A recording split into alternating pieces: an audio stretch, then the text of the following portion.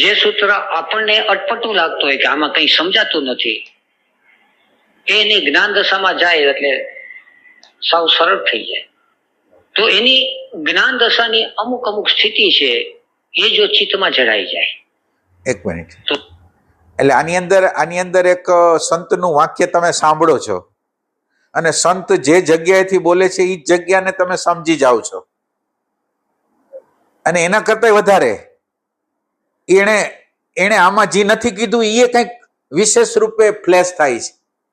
આ એંગલ તો તમને જડી ગયો એ જે બોલે છે એમાં, અને જે એમ્પ્ટીનેસ છે બીજો એક અર્થ આપી દીધો તમને. બે વસ્તુ છે. હા, તો ધારણા થઈ ગઈ. ચિત્તે એ અવસ્થાને ધારણ કરી લીધી, એની જ્ઞાન દશાને. એની સતત પ્રતીતિ થયા કરે એટલે ધ્યાન થયું. એમાંથી એનો અર્થ સ્ફુટ થાય. ધારણા, ધ્યાન અને સમાધિ થઈ એટલે સંયમ પ્રગટ્યો. ગુરુની જ્ઞાન દશા ઉપર એનો સંયમ થયો અને પ્રજ્ઞાનો સ્ફોટ થયો. તો જે જ્ઞાન દશામાં ભગવાન, આમાં મને વચ્ચેનું એક નથી સમજી શકાતું. એમણે પેલા મૂર્તિની વાત કરી હતી, એમાં એમણે ત્રણ વસ્તુ કીધી કે મૂર્તિના અવલંબન થાય પછી એનો અર્થ સ્ફુટ થાય. જ્ઞાન દશાને ચિત્ત ધારણ કરે એનો અર્થ સ્ફુટ થાય. એટલે આ અર્થ સ્ફુટ થાય એ હું સમજી નથી શકતો. ના, એટલે ન્યા અર્થની વાત નથી કરી. ન્યા કઈ અર્થની વાત નથી કરી. ત્યારે તો એને એમ કીધું કે જે એટલે એ સમાધિ એ ટાઈપની છે કે ગુરુ પ્રત્યેનો ભાવ હોય એટલે તમારું એટેન્શન છે, ધારણા શક્તિ ગુરુની અંદર જાય. ગુરુના ભાવ, ગુરુ પ્રત્યેનો જે તમારો ભાવ છે, ગુરુ પ્રત્યે એક ગુરુ છે, એક તમે છો. એટેન્શન રાખતા એટેન્શન રાખ્યું, ધારણા કરી, ધ્યાન કર્યું, અને આ ગુરુનું જે સ્થૂળ જે રૂપ છે એની અંદર જે પ્રયાસ કરનાર હતો એની અંદર ખોવાઈ ગયો. આ સવિતર્ક સમાધિની વાત કરતા હતા, પછી સવિચારની અત્યારે વાત કરે છે. અને હવે પછી તમે જે કહો છો ને એ હવે પછી આવશે. ભગવાન, આમાં હા, આપણે ગુરુ દ્રોણ પાસે અર્જુન જાય, આપણે એકલવ્ય,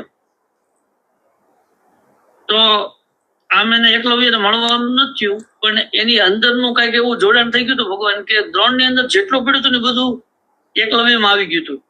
તો એવી રીતે આ વાત કરે છે કે એ સ્ટેટ એની અંદર એકલવ્યમાં તો કેવું થયું કે એની અંદર પડેલી ડેટા, ગુરુની અંદર જે ડેટા પડેલી હતી આ બાણ વિદ્યા વિશે, એની હારે એનું એકાકારપણું થયું, એના હોવાપણા સાથે નથી. તો બરાબર જોઈ લ્યો.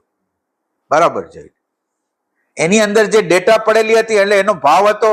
એટલે જે લોકો જેન પ્રત્યે ભાવ કરે એની અંદરની બધી વસ્તુ, જ્ઞાન આની અંદર આવવા માંડે. જેમ આપણે ડેટા ટ્રાન્સફર કરી છે ને એ ટાઈપે. એટલે ડેટા ટ્રાન્સફર એટલે દાખલા તરીકે અત્યારે આ પતંજલિ યોગ સૂત્ર આપણે ચાલુ કર્યું છે. હવે તમે એની હારે એકાકાર થાવ ને તો આગળ શું આવશે ને તમને ખબર ન હોય, પણ તમે એના વિશે બોલવા માંડો. એ ટાઈપની વસ્તુ. ભગવાન, અર્જુન એમ કેવી ઘટના ઘટી હતી. હા, એટલે ગુરુ દ્રોણે એને એમ કીધું કે અર્જુન, તું જે પ્રશ્ન પૂછે છો ને અથવા તને જે આવડી ગયું ને એ તમે હજી શીખવાડ્યું નથી. એમ તો તને આવડી કેવી રીતે ગયું આ વસ્તુ? તો એ તમે જે કહો છો એવી રીતે જ એને આવડી ગયું છે કદાચ. ના, અર્જુન કરતા ઓલા તમે અત્યારે એકલવ્યની વાત કરી ને એ બરાબર વધારે છે. એની સામે તો ગુરુ તો શીખડાવે છે, ઓના સામે તો ગુરુ છે જ નહીં. એ ગુરુના હારે એટલા બધા ભાવ સાથે એકાકાર થઈ ગયો કે એની અંદર પડેલું જે જ્ઞાન, ઇન્ફોર્મેશન નો ડિપાર્ટમેન્ટ હતો એ ખુલી ગયો એની સામે, ડીકોડ કરી દીધું એને.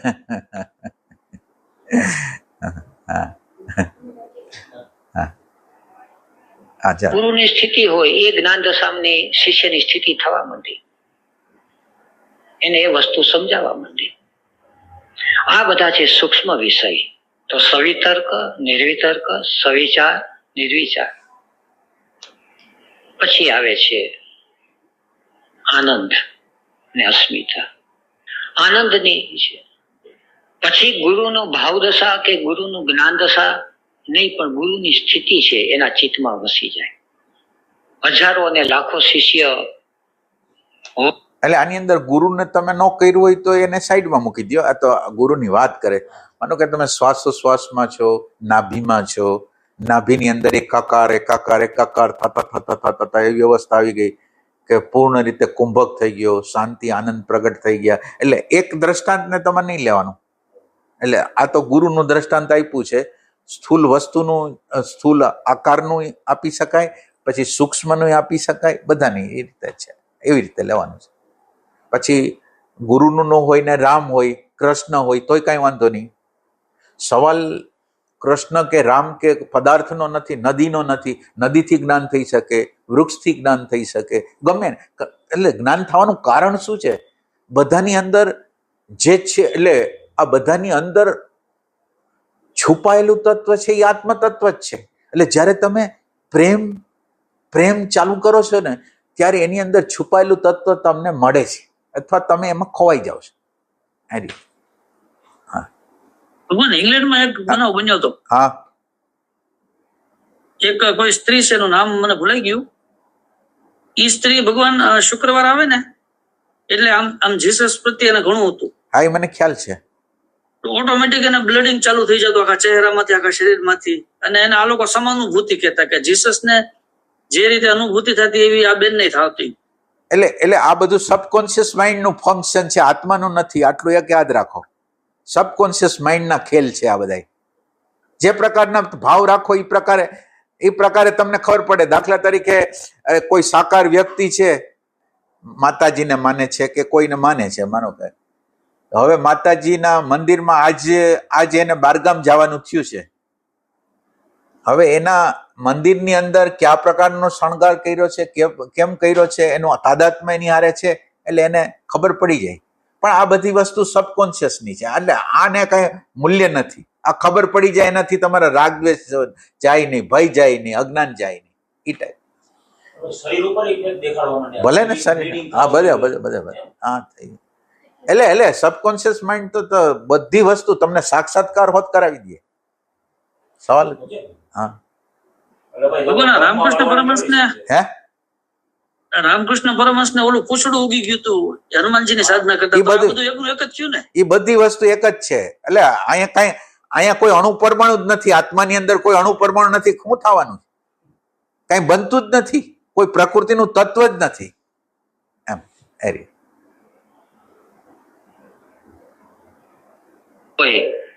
ગુરુને એની સાથે સંબંધ છે, છતાં નથી કોઈ પ્રત્યે રાગ કે નથી કોઈ પ્રત્યે દ્વેષ.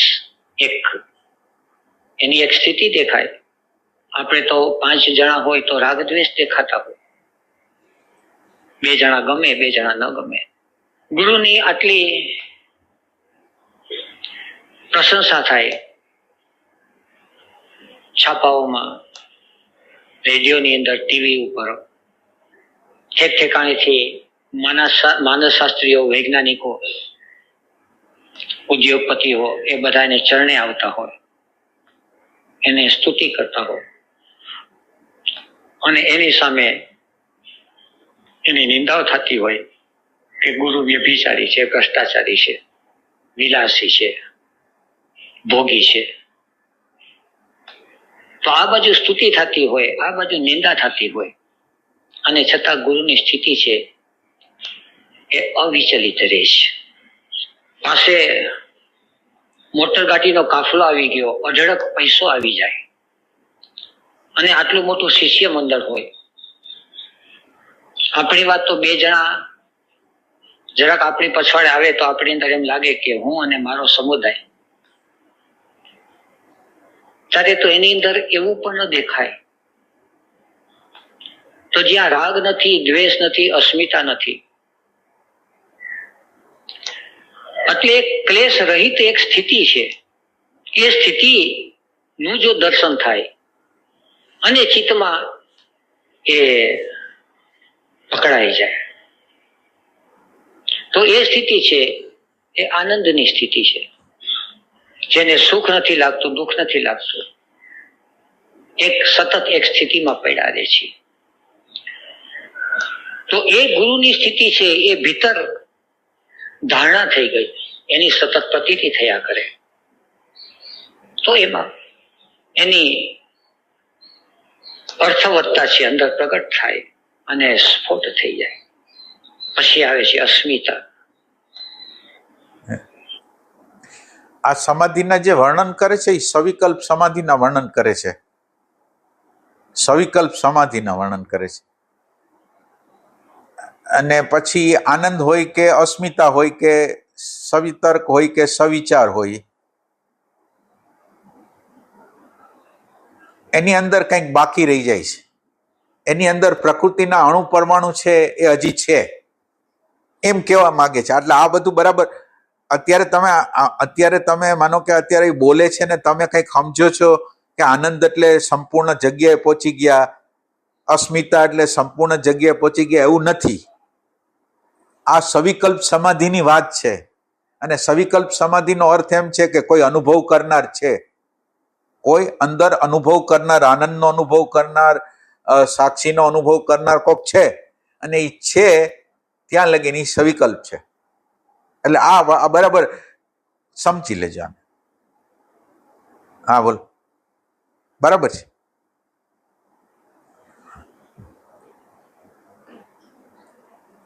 અસ્મિતાની સ્થિતિ છે, એનાથી પછી આગળ ગહેરી છે.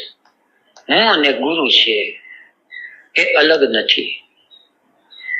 એક સાગર છે કે એક બુંદ છે, પણ સાગર અને બુંદ તો ખાલી મનના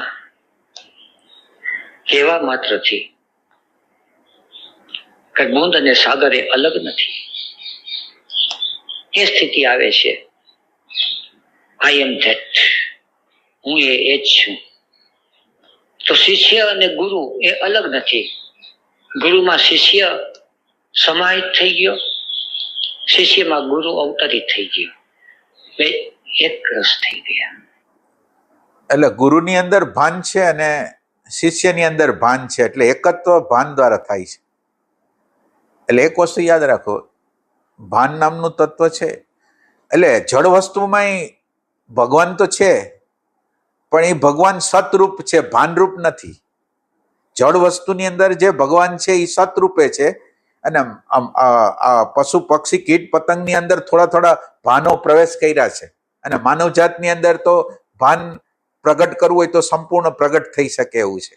એટલે ગુરુની અંદર જે પાન તત્વ છે, ગુરુની અંદર જે સત તત્વ છે, એ જ શિષ્યની અંદર છે, એમ કહેવાનું તાત્પર્ય છે. આ સ્થિતિ અસ્મિતા છતાં પણ એની આગળની સ્થિતિ હોય છે. આની અંદર તો ગુરુનું અવલંબન પણ લીધું, અને આખરી સ્થિતિમાં એ અવલંબન પણ શાંત થઈ જાય. પછી ગુરુ કોઈ એક જ સ્થાનમાં છે, કોઈ એક જ શરીરમાં છે એવું નથી. ગુરુની વ્યાપકતા દેખાઈ જાય.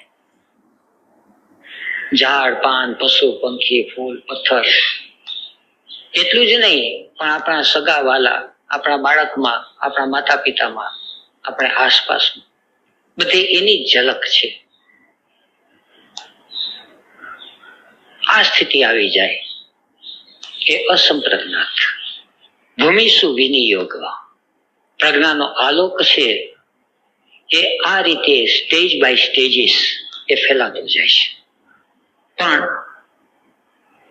જેને બધું વ્યવસ્થિત કર્યું હોય એટલે જેવી રીતે બીજ બરાબર હોય, ખાતર પાણી બરાબર હોય તો બીજનો છોડ બરાબર થાય, છોડનું રક્ષણ બરાબર કર્યું હોય, કોઈ ગાય વાછરડાએ બગાડી ના નાખ્યું હોય, કોઈ ઋતુઓના ફેરફારથી કંઈ બરાબર ન થાય એટલે એને વ્યવસ્થિત રીતે એનો ઉગાવો ફેલાવો થાય.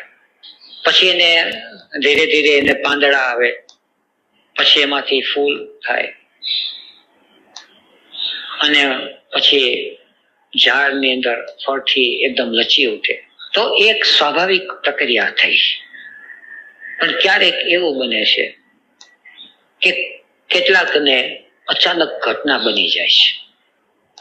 કોઈ તાંત્રિક પ્રયોગોથી, કોઈ મંત્રનો આલંબન લઈને, કોઈ હઠ કરીને, કોઈ પ્રાણ ઉર્જાને કોઈ સક્રિય બનાવીને એ લોકની અંદર પ્રજ્ઞા લોકનો એને સ્પર્શ થઈ જાય, તો પણ નિયમ તો એ છે કે ભૂમિ સુ વિનિયોગ.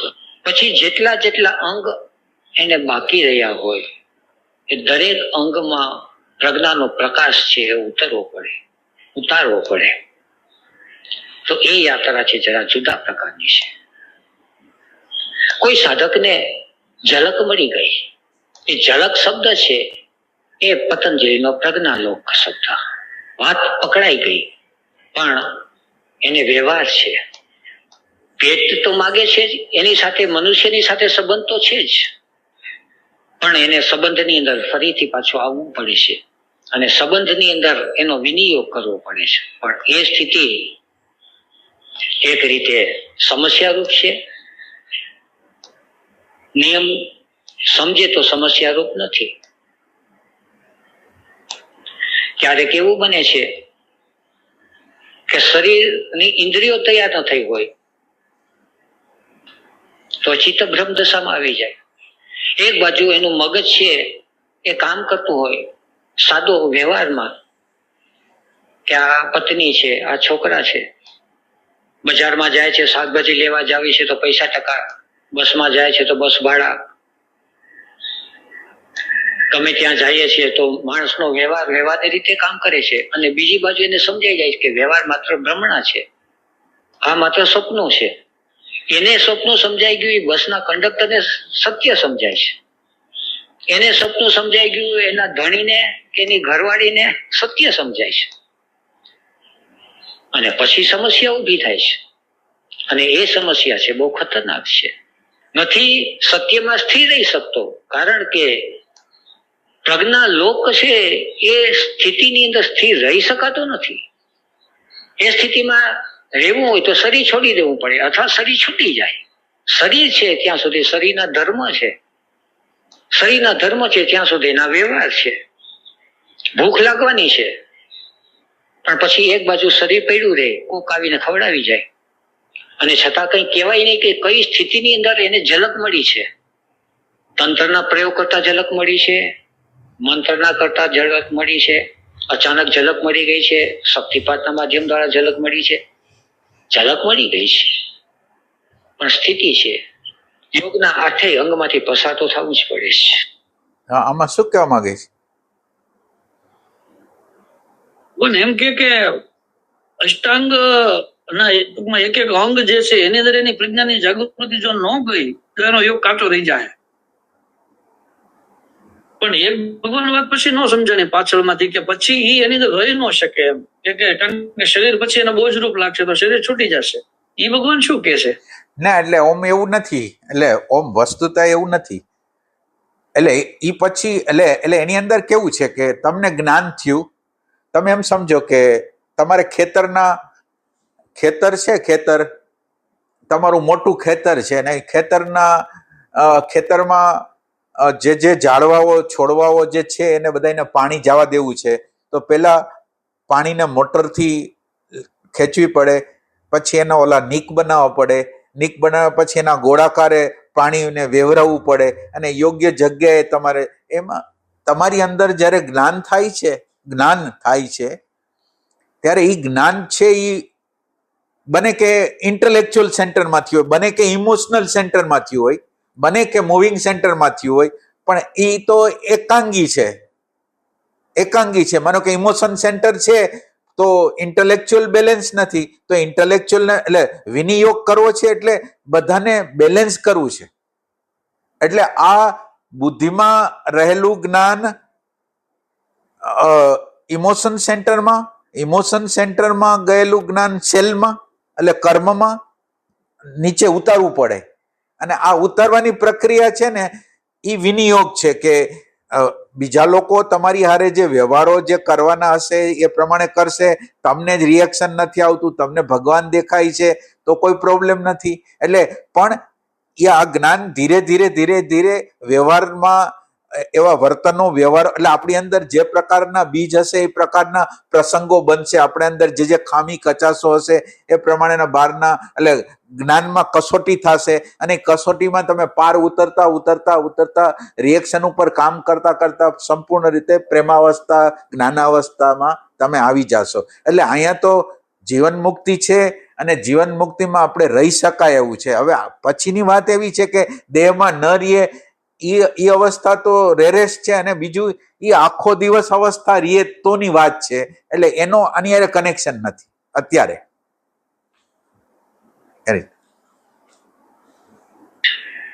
નહીં તો યાત્રા આગળ થતી નથી, નહીં તો એ સ્થિતિની અંદર પછી અટકી જાય છે અને કંઈક થઈ ગયું છે ને થઈ ગયું ત્યાં ને અટકી ગયું, અથવા તો આપણે કહીએ છીએ એ ભટકી જાય છે. હવે શું કરવું? એક સ્થિતિ મળી છે અને બધાને કેતો ફરે, હા આમ છે, તમે આ કરો છો, આ ધ્યાન ધ્યાન કરો છો એ નકામું છે, એ ધ્યાન નકામું છે. જેને સમજાઈ ગયું છે એને માટે નકામું છે. જેને લોટરી લાગી છે એને ધંધો કરવાની જરૂર નથી, પણ જેને લોટરી નથી લાગી હવે કેતો ફરે. આમાં એમ કહે છે ધ્યાનની જરૂર નથી, એમ નહીં, ધ્યાન છે એના સબકોન્શિયસ અનકોન્શિયસમાં વયું ગયું છે, ચાલુ જ રહે છે. એટલે આ એક વસ્તુ કે કેટલાક લોકો એમ કહે ધ્યાનની જરૂર નથી, એટલે એ ધ્યાન એનો સ્વભાવ થઈ ગયો છે. આ એક વસ્તુને પોઈન્ટને બરાબર નોંધી લેવાનું છે.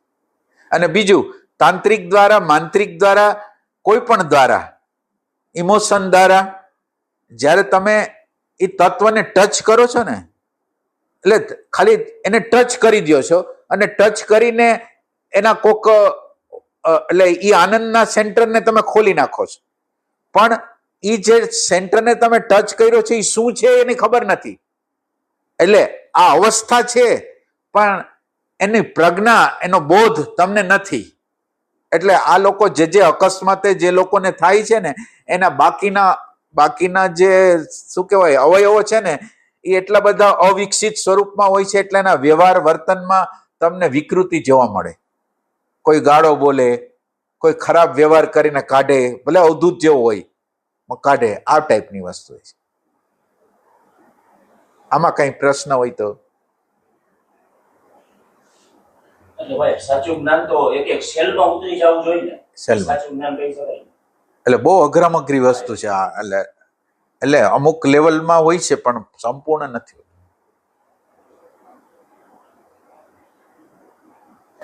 સમાધિ છે સવિકલ્પની, એ બધી ક્રમિક છે કે પહેલા સવિકલ્પ થાય પછી એમ? હા એટલે સમાધિનો પ્રકાર તો એટલે પછી ઇવોલ્યુશનની પ્રોસેસમાં તમે ક્યાં છો એના ઉપર એનો આધાર રાખે છે. તમે ક્યાં છો એના ઉપરથી હાલશે. એની વાત કોઈ સાંભળે નહીં. હવે પોતે ક્યાંક અટકી ગયો છે, પોતે ક્યાંક ભટકી આવી જાય છે કે આ કેમ કોઈ સમજતા નથી. અને ક્યારેક ક્યારેક ઝલક મળી જાય છે અને અંદર અસ્મિતા તો પડી છે. વિનિયોગ તો હજી અસ્મિતાની પાર જવાની વાત છે. અસ્મિતા પડી છે, અસ્મિતા પકડી. અસ્મિતા એટલે શું આમાં કે છે? અસ્મિતા એટલે શું? અહીંયા અસ્મિતા શબ્દનો અર્થ શું છે? અહીંયા ભગવાન અસ્મિતાનો અર્થ એવો થશે કે હજી બરાબર જડ અને ચેતનનો જે ભેદ છે ને એને પરખાણો નથી. જેવો જોવે એવું હજી ક્લેરિટી નથી એની પાસે, એટલે વિનિયોગમાં એમ નહીં જાય છતાંય કઈક આમાં ભગવાન ના, એટલે અસ્મિતામાં જડ ચેતનનો વિવેક થઈ ગયો છે. એટલે એવું નથી અસ્મિતામાં દ્રષ્ટા આવી જાય, અસ્મિતામાં દ્રષ્ટા આવી જાય, વ્યાપકતા આવી જાય, બધું આવી જાય. અસ્મિતામાં ન આવે એવું કઈ નથી, બધું આવી જાય. એટલે જડ ચેતનનો વિવેક બરાબર થઈ ગયો હોય, એટલે એ એમાં સમાવિષ્ટ છે. અસ્મિતાની અંદર અસ્મિતા છે એ મન બુદ્ધિની પારની સ્થિતિ છે એમ. એટલે એમાં એટલે તમે માનો કે સતમાં રહેવાનો પ્રયાસ કરો છો, ભાનમાં રહેવાનો પ્રયાસ કરો છો, એ પ્રયાસ એટલે આ પ્રયાસના પરિણામો દ્વારા સાક્ષાત્કાર થાય, વ્યાપકતાની અનુભૂતિ થાય, અને પછી જે પ્રયાસ જે માનો કે અલ્પતાને વ્યાપકતા દ્વારા વ્યાપકતાની મને અનુભૂતિ થઈ ને એના દ્વારા અલ્પતા કપાઈ ગઈ, અને અલ્પતા કપાઈ ગયા દ્વારા વ્યાપકતા પણ કપાઈ ગઈ, અને જે રહી જાય તે જગ્યાએ આપણે જવાનું છે. અલ્પતાને વ્યાપકતાએ કાઢી નાખી અને વ્યાપકતા પણ વહી ગઈ. જેવી રીતે આપણે નાવા જઈએ છીએ ત્યારે સાબુ લગાડી છીએ. હવે સાબુ રાખવા માટે લગાડતા નથી. સાબુ નીકળી જાય, પાણી નીકળી જાય, અને સાબુ અને પાણી બે નીકળી ગયા પછી ઝેર થઈ જાય, સ્વચ્છતા ઈ ટાઈપની વાત કરે છે એમ.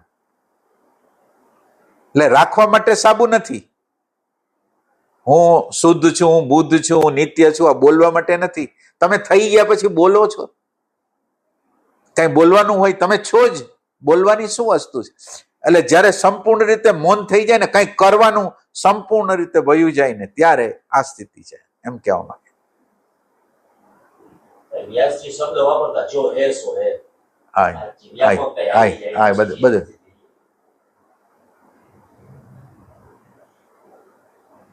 આજે આટલું બરાબર. હરિઓમ. આજે વેદાંતજીએ કીધું કે સાચું જ્ઞાન છે એ ઉતરી ગયું બોડીના બધા સેલમાં. તો પછી ભાઈ એ જ્ઞાનીનું કર્મ કોઈ પણ બેહોશી ભરેલું હોય જ નહીં. દરેક કર્મ પણ આ જગ્યા અઘરી છે. એટલે બોલવું આપણા માટે કઠિન છે કે એક ના. એટલે જ્ઞાની લોકો તમને આ દુનિયામાં જોવા મળશે, પણ એની અંદર કોઈ ને કોઈ ખામી કચાસો જોવા મળશે, અંધારું થોડુંક જોવા મળશે. એટલે આ એક અઘરામાં અઘરું કામ છે. એટલે આમ સંપૂર્ણ પ્રકાશ થઈ જવા એમ. ભાઈ તમે ઓલું ઘણી વાર કહો છો પછી એનું દરેક કર્મ છે એ પેલા હોવાપણાને ટચ કરે છે અને પછી કર્મ થાય. હા. ના એટલે સતત રીતે હોવાપણામાં, એટલે તમને જ્ઞાન ગમે એવું થઈ જાય. તમને તમારી અગર અનન્ય પ્રેમ હોય તો તમે પેલા આ બહારનું બોલવાનું, ચાલવાનું, સત્સંગ કરવાનું, તમારા ગુરુપણું, આ બધા ભાવોને તિલાંજલિ આપીને આ બધી વસ્તુ કાંઈ રાખવાની નથી. અને હોવાપણાને ચૂકવાનું નથી. અનન્ય પ્રેમ છે કે પેલું હોવાપણું. હું આ નહીં હોય તો મારા માટે કાંઈ જીવન જ નથી. એટલે હોવાપણું પ્રતિક્ષાને પ્રમાણિત કરવું પડે. અને આ જનરલ લોકો, જ્ઞાની લોકો બહાર નીકળી જાય છે, એને પોતાની કચાશની અંદર બહાર નીકળીને પછી પ્રચાર કરે, પ્રસાર કરે, ગ્રુપ બનાવે ને આ બધું, એ બધું શુદ્ધ જ્ઞાનમાં આ કાંઈ નથી. ગુરુપણું નથી, શિષ્યપણું કાંઈ નથી. હા. ના એટલે કામનાઓ હોય ને, અંદર કામના હોય ને, માનની, મોટાઈની, પગે લાગવાની. આ પગે લગાડવું એ બહુ ભયંકર વસ્તુ છે. આ કોઈ પગે આપણને લાગે એ આમ, અને આપણે એને પગે લગાડી, એ ભયંકર વસ્તુ છે. ના રિયલ શું કામ એને પગે લાગે? એની અંદર નથી દિવ્યતા, તો એને પગે હું કામ લગાડી છે આપણે? ના ભાવ ના. એટલે આ બધી વસ્તુ આને લીધે જ. હવે એ ભાવથી કરે છે, એને લીધે પછી છેલ્લે મારી અંદર ઈગો આવતો જાય, હું કંઈક છું. અને તમે એની અંદર રહેલી દિવ્યતાનો નકાર કરો છો. એટલે પગે લગાડવું ભયંકર વસ્તુ છે, ગુરુ બનવું ભયંકર વસ્તુ છે. આમ સાચી રીતે કરીને આ બધી શુદ્ધ જ્ઞાનમાં કાંઈ ચાલે નહીં. એટલે ભાઈ તમે ઓલું કહેતો છો પાંચમી ભૂમિકાથી નીચે આવી શકે છે. હા આવે. હા.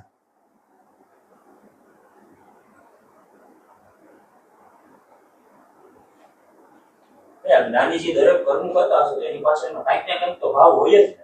ના. ભાવ એટલે ભાવ કઈ જરૂર જ નથી. એટલે પ્રેમમાંથી તમે એમ સમજો કે પ્રેમની ચાસણી છે ને એમાંથી કર્મ નીકળે છે.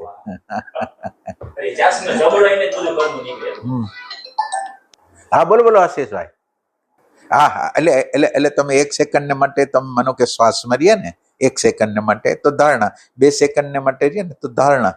અને એની આ લોકો પછી એ ધારણાને તમે લંબાવો તો ધ્યાન કહેવાય. દાખલા તરીકે 1 સેકન્ડને તમે 10 સેકન્ડ લગીને લઈ જાઓ એટલે ધ્યાન થઈ ગયું. આ ધારણા છે. શ્વાસમાં 1 સેકન્ડ રહ્યા, 2 સેકન્ડ રહ્યા, એ ધારણા છે. અને એને લંબાવીને 10 સેકન્ડ કરી તો એ ધ્યાન થઈ ગયું. એ રીતે બરાબર. હા. 1, 10 ને 100. હા ભાઈ 100 એ સમાન. હા એ એમ કે છે. અને આમાં સેકન્ડો વધાર્યા વગર જોવું અને જાણવાની જે વાત છે ને, એ જાણવાની વાત નહીં થાય. આ જે ધારણા શક્તિને વધારવામાં નહીં આવે ને તો જાણવાની વસ્તુ નહીં. જાણવા પછી બોધની અવસ્થા નહીં થાય. આ બોધની અવસ્થાને માટે તમારું એટલે બોધ માટે તો ઠેઠ સમાધિ લગીને 100 સેકન્ડની જરૂર છે. એટલે તમે આરપાર જોઈ શકો. જે માનો કે રાગ ઉઠ્યો છે, દ્વેષ ઉઠ્યો છે, ભય ઉઠ્યો છે, એને તમે યથા યોગ્ય તમારી આગળ સ્પેસ છે, તમારી હાજરી છે અને તમે જોઈ શકો. એટલે આ બધા લોકો કહે છે ને કે અમે જોઈ છીએ, જાતું નથી. એનું કારણ છે કે એ ધ્યાનની સ્થિતિમાં નથી આવતા. સમાધિ તો એક બાજુ છે, ધારણા 1 સેકન્ડ માંડો, એ 2 સેકન્ડ માંડ તે તો હટી ગયા હોય. એટલે તમે 1 સેકન્ડ 2 સેકન્ડ હા, વધારે કહે છે આપણે. ધારણા વધારવા એક આપણે ચેટ જીપીટીમાં પૂછો ને કે આ સમાધિના જે પ્રકાર છે ને, સમાધિના ના એમ નહીં, આપણે એને પૂછવું છે કે સવિકલ્પ સમાધિના કેટલા પ્રકાર છે? સંપ્રજ્ઞાન, સવિતર્ક, સવિચાર, આનંદ, અસ્મિતા. એ શેમાં છે? સવિતર્ક, આનંદ, અસ્મિતા શેમાં છે? બધું સંપ્રજ્ઞાતા સમાધિમાં સંપ્રજ્ઞાતામાં બીજવાળું કહેવાય, કારણ હજી અહીંયા દ્વૈત છે. અને નિર્વિચાર જે છે ત્યાં બીજ નથી. નિર્વિકલ્પી જે ઈ છે હા, એ સૌથી એમ હા, એ ના, એટલે આમાં એનો સમાવેશ નથી. સવિતર્ક, સવિચાર, આનંદ અને અસ્મિતા જે છે ને એ સંપ્રજ્ઞાત સમાધિની અંદર આવે છે, સબિત સમાધિની અંદર આવે છે, એમાં આવે છે.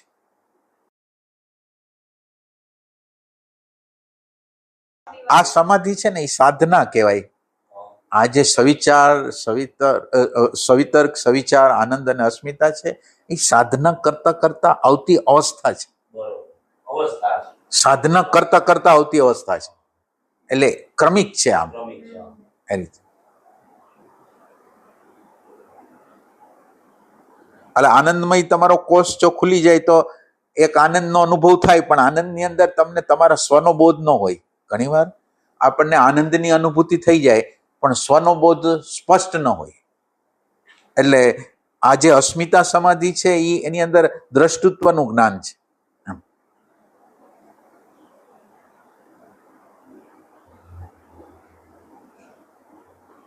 એમાં શું થાય, બ્રહ્મ વેદાંતજી થોડુંક પછી આગળનું બતાવી દે ને એ બધી વસ્તુ મિક્સ થઈ જાય. એટલે તમે જો એનું સેપરેશન ન કરો તો એની અંદર તો પ્રશ્ન થઈ જાય. એમ માનો કે એને આગળની અવસ્થા બતાવી દીધી કે ખાઈ તો જીવન ટકાવી ન શકે. અત્યારે સાધનામાં એવી કોઈ અવસ્થા નથી. એ તો સાધના પછીની અને બહુ પ્રેમની અવસ્થા હોય એની વાત છે. અત્યારે તો આપણે સવિતર્ક અને સવિચાર કરી રહ્યા છીએ, એમાં આ વસ્તુ આવે જ નહીં. પણ એ આગળની વસ્તુ કહે છે. એટલે જો તમારી અગર ભેદ કરવાની શક્તિ ન હોય તો તમે એને મિક્સ કરી દે એની હારે. અને અમુકના માણસ અટકી જાય કે જો દેહનો ટકવાનો હોય તો આપણે શું કામ સાધના કરી.